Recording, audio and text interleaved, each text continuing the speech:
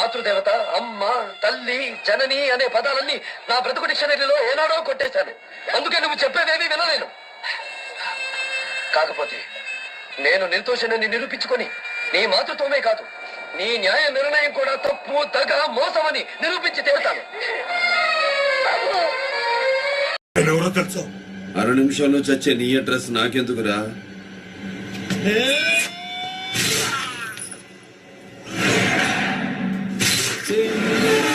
ఆ తల్లి మీద కసితో, పగతో, కక్షతో అనుక్షణం నాలో నేను దహించుకుపోయాను. కనిపిస్తే ఆ తల్లిని నరికి పోగులు పెట్టాలనుకున్నాను. కానీ కళ్ళ ముందు కనిపించాక ఎంత కాదనుకున్నా వదులుకోలేని రక్త సంబంధం నా కాళ్ళని, చేతుల్ని కట్టేస్తోంది.